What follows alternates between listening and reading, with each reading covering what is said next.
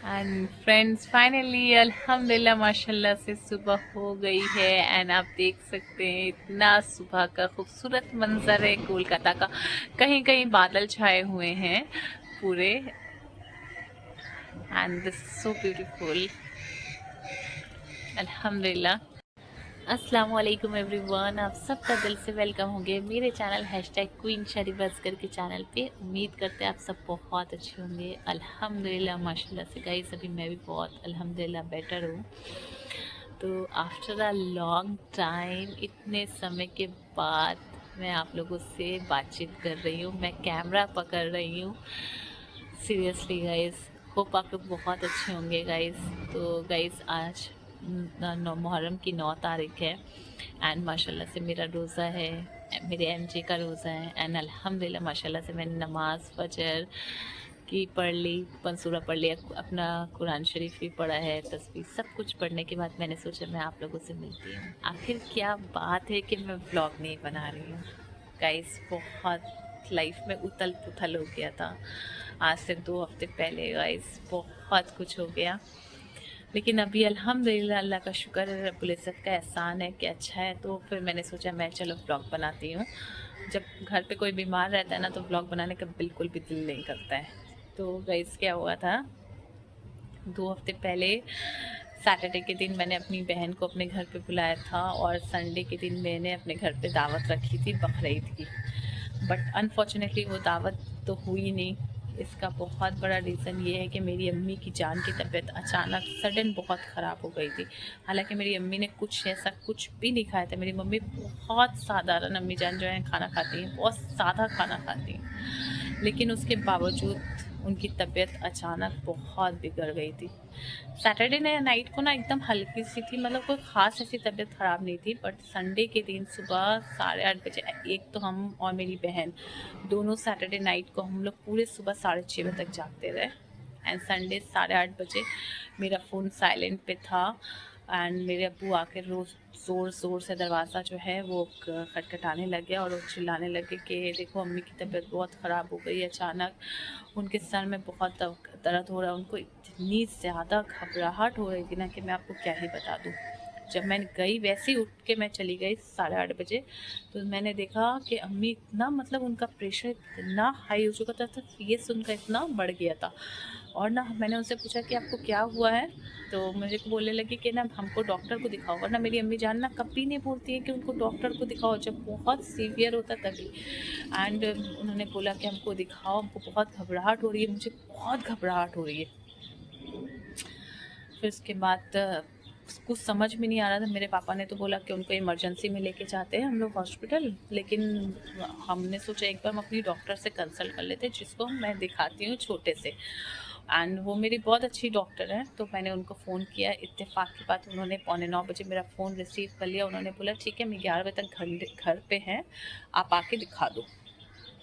And फिर उसके बाद हम मेरे एमजे, मेरी बहन और हम लोग तीनों लेके अम्मी को लेके गए। तो वहाँ पर अम्मी का पहली बार डॉक्टर ने 3 बार ब्लड प्रेशर जो है वो चेक किया। इतना फ्लक्चुएट हो रहा था ब्लड प्रेशर उनका, और पता नहीं क्या हो रहा था, समझ में कुछ नहीं आ रहा था। फिर डॉक्टर ने बहुत सारी टेस्टिंग दे दी और उनका फ़ीवर इतना ज़्यादा था। खैर हमने फ़ीवर तो उनका फ़ौरन, मतलब फ़ीवर नहीं सॉरी, हमने उनका फ़ीवर जो है टेस्ट करवा दिया, मलेरिया डेंगू जो जो डॉक्टर ने बोला। और उन्होंने बोला कि डॉक्टर ने बोला कि इनको अकेला कहीं पर भी नहीं छोड़ने के लिए। एक्चुअली मेरी अम्मी की एक और गलती है, मेरी मम्मी जो है ना वो बहुत स्किप करके बीपी की दवाई खाती हैं, वो हमेशा ही से उनका है। तो ये बहुत बड़ा रीज़न था। खैर हम लोग वहाँ से निकले डॉक्टर के से, एंड डॉक्टर के से निकलने के बाद हम लोगों ने उनका टेस्ट करवाया। तो यहाँ पर टेस्ट कराया, अल्हम्दुलिल्लाह हमें 1 घंटे में ही रिपोर्ट मिल गई। एंड अल्हम्दुलिल्लाह वो रिपोर्ट सही थी, डेंगू मलेरिया वो सब रिपोर्ट सब सही थी। अच्छा हम लोग फिर गए थे, उनको ना डॉक्टर ने एंजियोग्राफी वगैरह करने के लिए बोला था। बट सडनली उस वक्त तो कुछ मिला नहीं। सीटी स्कैन, सर में बहुत दर्द हो रहा था, क्योंकि अम्मी ने बताया था कि अम्मी को ना चक्कर आ गया था और चक्कर आके वो बैठ गई थी, इसलिए डॉक्टर को थोड़ा शक शुबा था, तो उसने सीटी स्कैन बोला। खैर हमने मेडिकल में फ़ौरन पता किया, बट वहाँ पर उस वक्त अवेलेबल नहीं था। पहली बात तो बाहर का वो बोलने लगे कि हम जो प्राइवेट का कुछ चेक नहीं करेंगे, और सिटी स्कैन के उन्होंने बोला हाँ करेंगे, लेकिन बहुत नंबर ऑफ़ पीपल, भीड़ बहुत ही रश था, इसलिए हम लोग वापस आ गए, क्योंकि अम्मी से तो हो ही नहीं रहा था। बैठा ही नहीं जा रहा था। खैर हम लोग घर आए, जैसे तैसे ना दवाई खाई, और दवाई खाने के बाद हम लोग मतलब खा के सोए। 4 बजे फिर अम्मी ने ना दाल चावल खाए असर की नमाज के बाद। दाल चावल खाने के बाद पता नहीं क्या हुआ, 2 घंटे में मेरी अम्मी को इतनी उल्टियाँ हुई कि मैं आपको क्या बता दूँ। उनकी हालत एकदम बिगड़ गई। फिर हम लोग उनको इस्लामिया लेके गए इमरजेंसी में।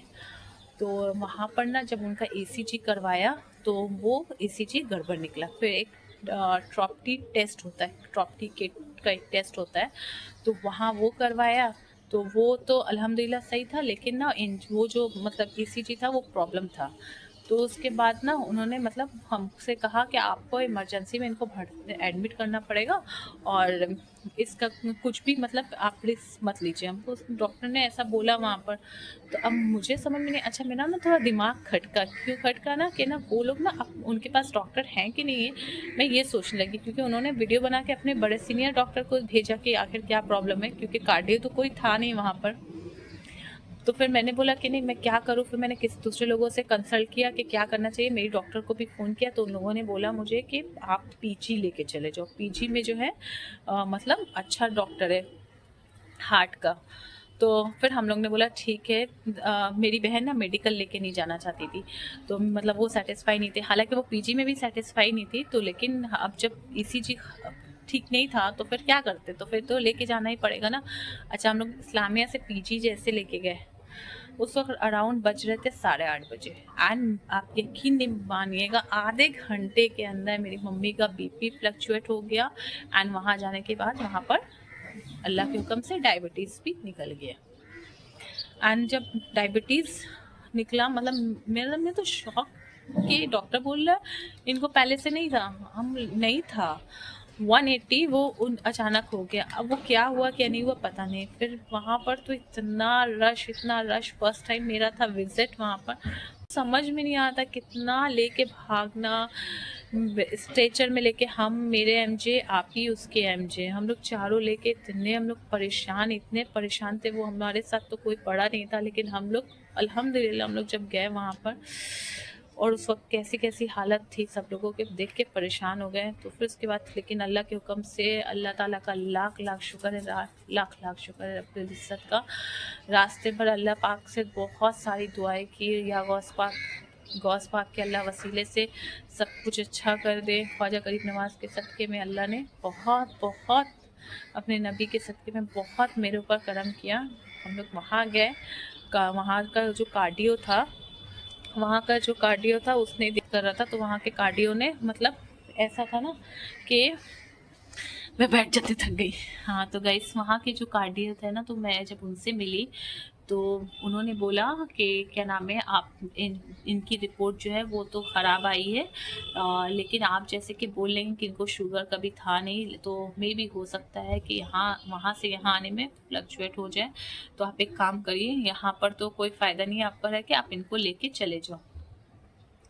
लेकिन अभी ठीक है, इतना मतलब नहीं है, आप आराम से इनको प्राइवेट में दिखाओ, या फिर जो भी है ओपीडी क्या बोलते हैं ना वो, आउटडोर में दिखाना। अभी आप इनको ले जा सकते हो। हम लोग वहाँ से आए रात को 1:30 बजे अराउंड, और उन्होंने वहाँ पर अम्मी को इंजेक्शन दिया, गैस का इंजेक्शन दिया, बीपी का क्या क्या इंजेक्शन दिया, उल्टी का ऑर्डेम का इंजेक्शन दिया, क्योंकि उनको उल्टी हुए थे। खैर अम्मी उस वक्त तो सो गई, लेकिन नेक्स्ट डे हुआ वही फीवर, वही सर में दर्द इतना ज़्यादा था। अब क्या करें, क्योंकि रिपोर्ट तो ईसीजी की भी ख़राब ही आई थी। तो फिर हम लोगों ने, यानी कि मैंने डिसाइड किया कि ठीक है आज इनको किसी बड़े डॉक्टर को दिखाते हैं। फिर हम लोग ने अपोलो में फ़ोन किया, डॉक्टर खान को, बहुत अच्छे डॉक्टर हैं यहाँ पर, बहुत सारे लोगों से पता चला था, आफ्ताब खान, लेकिन उनका हम लोगों को अपॉइंटमेंट नहीं मिला। 11 तारीख को अपॉइंटमेंट मिल रहा था। उसके बाद कितने डॉक्टर को हम लोगों ने फ़ोन किया, लेकिन कोई डॉक्टर हार्ट का नहीं स्पेशलिस्ट था। ऐसे करते करते मैंने बहुत सारे लोगों से डिस्कस किया, किसी ने बोला कुछ, किसी ने कुछ बोला। फिर 1-2 डॉक्टर मिले, लेकिन फिर मेरी डॉक्टर ने बोला इनका सर में दर्द ठीक नहीं हो रहा है, और सर का दर्द जा नहीं रहा था, सीटी स्कैन करवाओ। अब फिर मैं मेडिकल पहुंची, क्योंकि कहीं रिपोर्ट नहीं, कहीं हार्ट की रिपोर्ट कहाँ कराना है जिससे फ़ौरन मिल जाए।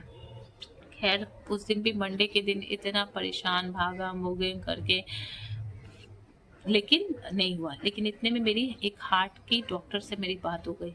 तो वो हार्ट के डॉक्टर से मेरी जब बात हुई तो उसने हमको बोला कि आप परेशान मत होइए, आप रात को 8:30 बजे का उसने अपॉइंटमेंट दिया। बोला आपको अगर आपका टेस्ट हो जाता है तो वेरी गुड, आप लेकर आ सकते हो, और नहीं भी हो सकता टेस्ट तो भी आप लेकर आ सकते हो, मतलब ऐसे दिखा दो। खैर अल्लाह के हुक्म से वो इतना भागा भूगी करते हुए 6:30 बजे एक डॉक्टर हमें हमारी बहन को मिला।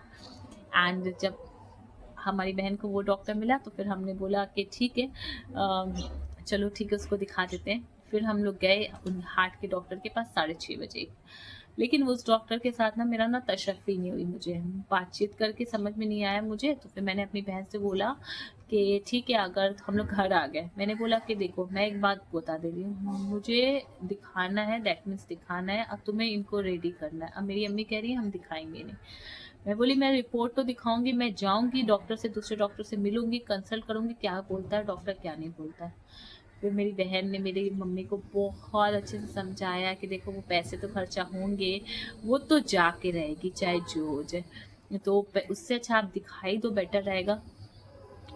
देन फिर उसके बाद फिर हम लोग डॉक्टर्स के पास गए 9 बजे। एंड अल्हम्दुलिल्लाह डॉक्टर से मेरी बात हुई तो डॉक्टर ने मुझे बोला कि ये सब मे भी टेंशन की वजह से हुआ है, और बीपी सॉरी हाई जो फ्लक्चुएट हुआ हो रहा था, बीपी इतना हाई जो हो रहा था वो क्या नाम है, इन्होंने मेडिसिन जो स्किप की इसकी वजह से हुआ। बट आप अभी रुको, उन्होंने बोला अभी रुको आप, कम से कम 5-6 दिन, उसके बाद टेस्ट करवाना। इतना जल्दी टेस्ट कराओगे कोई फ़ायदा नहीं होगा, क्योंकि इनके सीना इनका जकड़ा हुआ है, इनका वायरल फीवर इनको सही होने दो, उसके बाद सारा टेस्ट कराना है।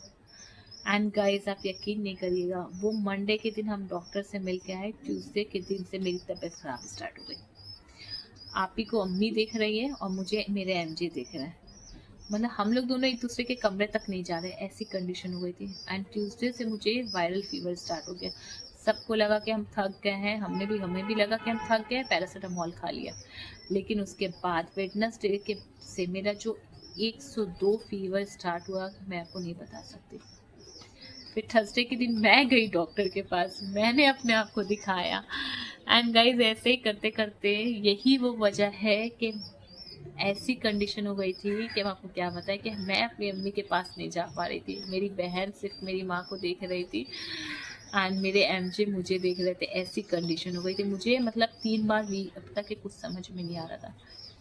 थर्सडे को मैंने डॉक्टर चेंज किया, डॉक्टर दिखाया, फ्राइडे को सारी टेस्टिंग हुई, उसमें वायरल फीवर निकला। एंड गाइस उसके बाद हम लोग एकदम टूट गए थे, इतने ज़्यादा टूट गए थे कि कुछ नहीं। इसीलिए गाइस वीडियो नहीं आ रही थी, क्योंकि मुझे कुछ भी अच्छा नहीं लग रहा था और वीडियो बनाना मुझे एकदम भी उचित नहीं लग रहा था।